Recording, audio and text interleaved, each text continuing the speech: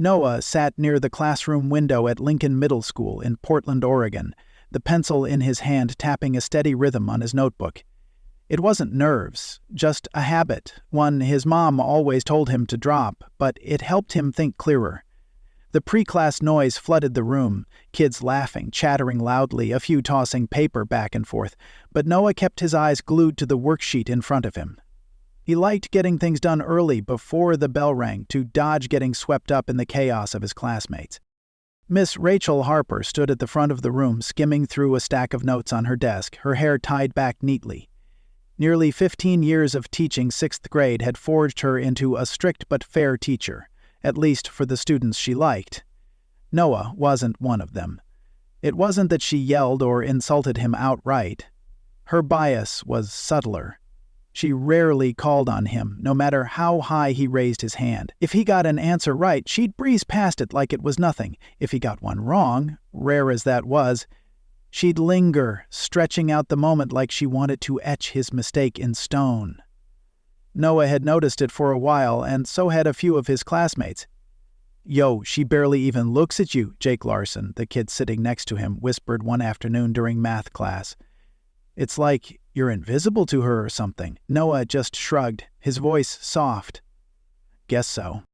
But today something felt off. Ms. Harper glanced his way more than usual, not the kind of look that spelled trouble, but a vibe of expectation, almost like she was anticipating something. Class kicked off. A history lesson about the Civil War, familiar stuff with names like General Sherman and those brutal marches. Noah took careful notes, listening to every word, waiting for the usual pattern to play out. She'd call on someone else, and he'd be left out like he didn't exist. But then, out of nowhere, it happened.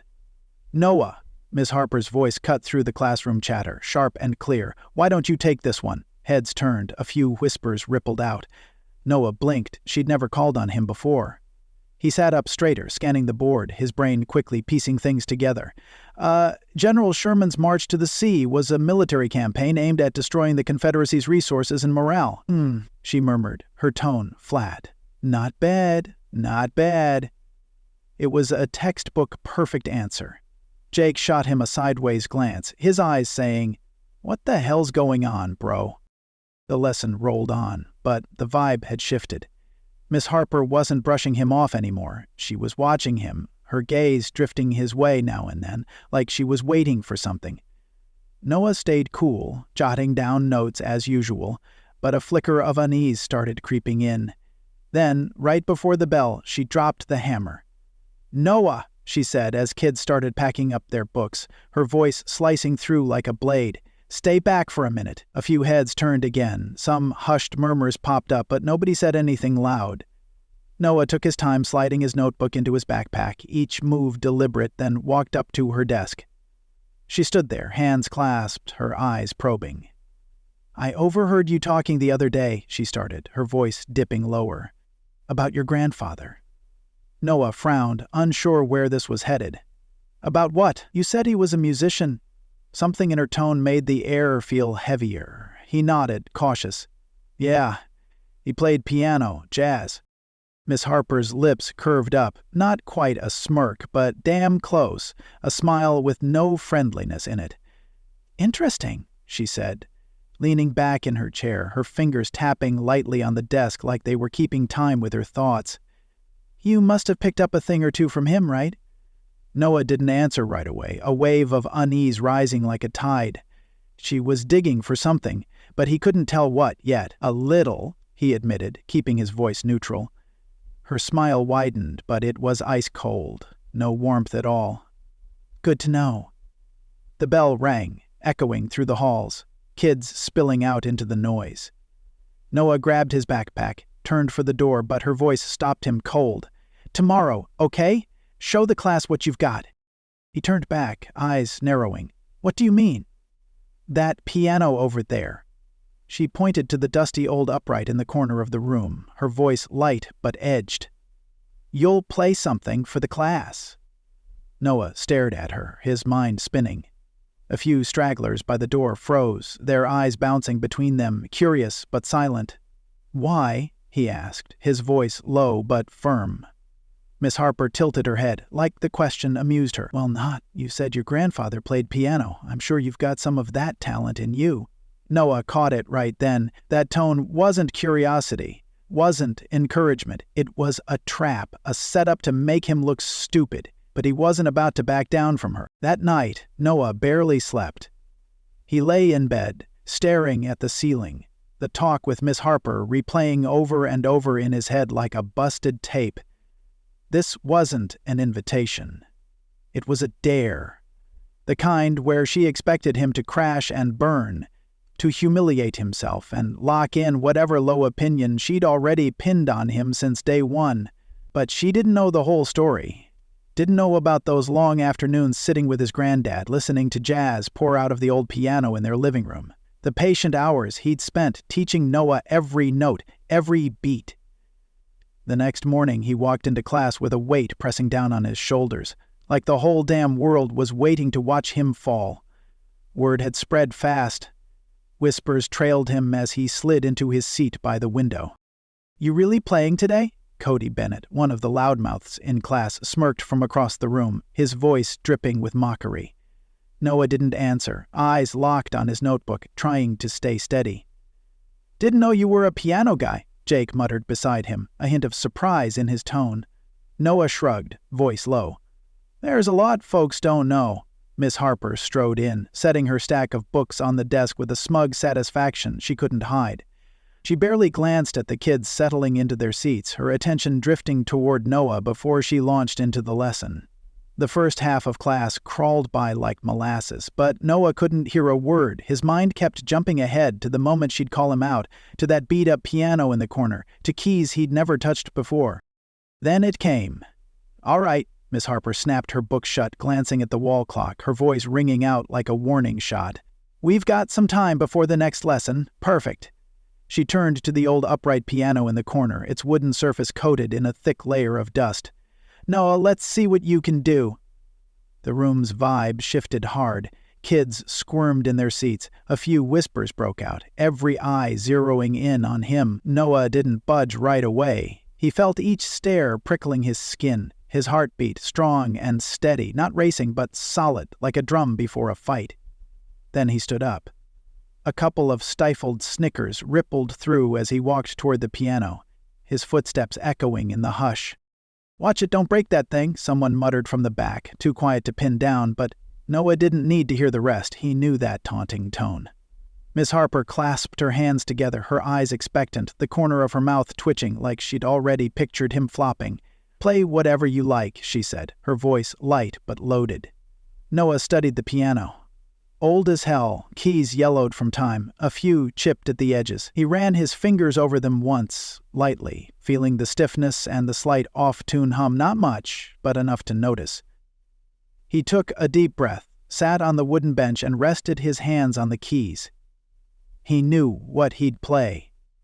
A tune his granddad used to hammer out, one he'd practiced until it was second nature. Then he caught it. A low, clear snicker behind him, barely muffled, like a jab stoking his resolve. This wasn't just about proving Miss Harper wrong anymore, it was about proving them all wrong, and he'd do it in a way they'd never forget.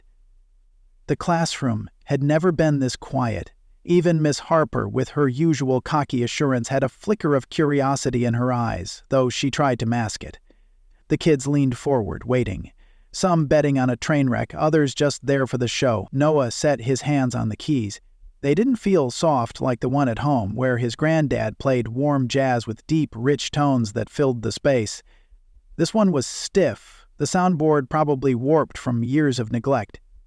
He took a deep breath, let a second of stillness pass, then started. The first notes floated out, soft and steady. A blues melody, the kind his granddad played for hours on humid Portland afternoons. His fingers moved with confidence, chords flowing smooth like water, his left hand holding the rhythm firm while his right danced over the tune like it was telling a story. The room shifted. Whispers died out. The ones who'd snickered froze in their seats. Miss Harper crossed her arms, her eyebrows pinching just a bit, a flicker of unease in her eyes. She'd expected a fumble, but now she was hearing something she hadn't braced for. Noah didn't check their reactions. He wasn't playing for them anymore, but for himself, for his granddad. He sank into the music, feeling each note like it was part of a tale only he got, each chord a living memory. His fingers glided lightly, striking a balance between precision and raw emotion, not just technique, but a conversation between him and the piano. Then he took a risk, shifting into a more complex section, hands weaving through runs his granddad had taught him, stuff he'd wrestled with for months to master. Deep bass rumbled like a heartbeat. The melody soared like wind, notes clashing, then blending in perfect harmony. The silence in the room grew heavier, like the music had locked down every breath. Jake, sitting near the front row, leaned forward, eyes wide with amazement. Cody, who'd mocked him before, sat with his arms crossed, but no smirk left on his face.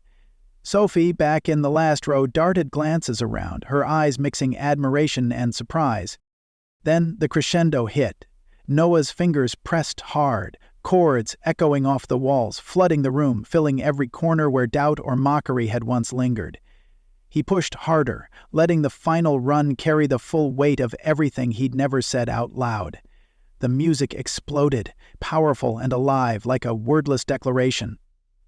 Then silence. The last note hung in the air for a second before fading. Noah lifted his hands, resting them on his lap. No one moved. No one spoke. Then a single clap rang out from the back, slow, then another. Then the whole class erupted in applause. Jake let out a low whistle. "Holy crap, bro." Cody shook his head, muttering under his breath. Didn't think he had it in him. Noah exhaled, his heart pounding, not from nerves, but from the sheer energy of what had just gone down. He hadn't just played. He'd shifted something bigger than the music. The applause swelled, kids looking at each other like they'd just seen something unreal, a moment they'd carry with them. But the loudest silence came from Miss Harper. She stood by her desk, her face blank, arms still crossed, lips pressed tight like she was clinging to some shred of control. The clapping roared around her, but she didn't budge, didn't say a word. Noah sat still, breathing deep, not smiling, not fishing for approval. He let the moment stretch, letting them all sit with what had just happened. Finally, Miss Harper spoke. "All right?" Her voice clipped, forced out like it hurt to say. "That was unexpected." The applause tapered off, kids glancing back and forth between her and Noah, a few excited whispers bubbling up. The vibe wasn't just a show anymore. It had turned into something deeper. "Where'd you learn to play like that?" she asked, tilting her head, her eyes probing. Noah met her gaze, unflinching. "From my granddad." Something flickered across her face. Surprise, maybe irritation, but it vanished too quick to pin down. She straightened up. "I see." A pause. Miss Harper tapped her fingers on the desk, the dry sound cutting through the now silent classroom. Then she turned to the rest of the students like she was brushing off whatever thoughts had crossed her mind. "Okay, let's get back to the lesson." But nobody moved right away. Jake kept staring at him, eyebrows jacked up like he couldn't believe it. Sophie looked annoyed like the moment had been cut off too soon. Cody snorted under his breath.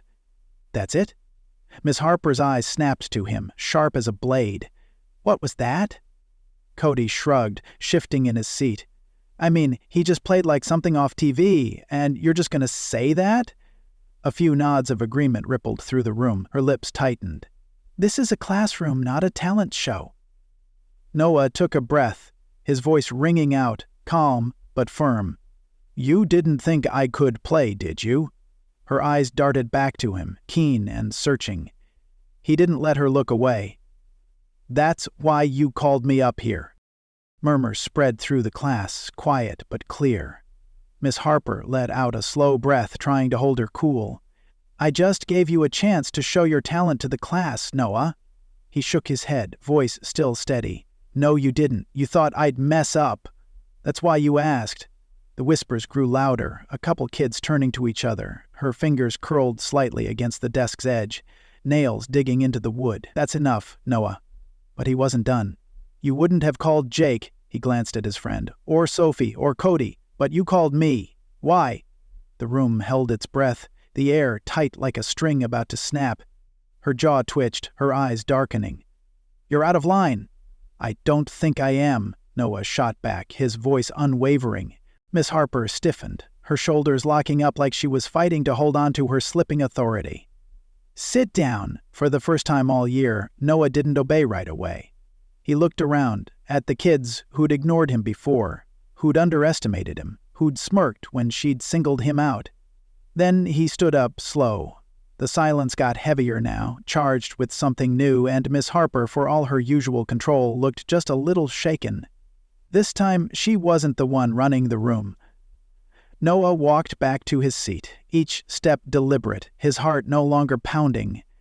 Just a strange calm settling over him. He sank into his chair, feeling the stares from all sides. Jake gave him a slow nod, no words needed. Sophie was still watching, arms crossed like she was waiting for more. Miss Harper turned away, flipping open her lesson plan, eyes glued to the page like she could pretend none of it had happened. "Let's move on." But the class didn't snap back to normal as fast as she wanted. The energy hung there, whispers still buzzing, not just about the music anymore, but everything that had gone down. Cody leaned back in his chair, muttering, "Weird how she doesn't want to talk about it." Miss Harper's eyes whipped up, cutting like a knife. "Excuse me?" Cody shrugged. "You made a big deal out of him playing. Now you're acting like it didn't happen." A few quiet agreements floated through the room. Her grip on the book tightened, her voice hard. "That's enough." But Noah saw it. The hesitation, the unease, and so did everyone else. For the rest of class, Miss Harper's usual command felt thinner, like cracked glass. She still ran the lesson, but the kids weren't as locked in. The old rhythm was gone. When the bell rang, chairs scraped the floor, kids grabbing their stuff, murmuring as they filed out. Noah slung his backpack over his shoulder, heading for the door, but Miss Harper called out, "Noah!" He turned back for a second. She looked like she might say something real, something weighty, but her face hardened instead. "I hope you understand this is still my classroom." Noah studied her, then said in the same calm, steady voice as before, "I know." A beat of silence stretched between them, then he walked out. In the hall, Jake caught up, voice buzzing with excitement. "Bro, what was that? You just flipped everything upside down in there." Noah let out a breath, cracking a faint smile. "Yeah." Jake nudged his shoulder, grinning. "Gonna play again?" Noah thought about it. The feel of the keys under his fingers, the music filling the room. He smiled. "Yeah, I think I will." That afternoon, Noah walked home, his steps light under the late sun on Powell Boulevard, long shadows stretching out beneath him through Portland's familiar streets. He stopped at the corner store near his neighborhood, grabbing a bottle of water. Mr. Benson, the old guy who ran the place, watched him with a knowing look. "You look like a kid who just did something big." Noah hesitated, then smiled. "Maybe I did."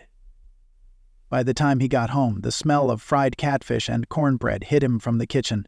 His mom was at the stove, humming as she flipped a fillet. "You're home late," she said, glancing over her shoulder. Noah dropped his bag by the door and sat at the kitchen table, voice low. "Long day."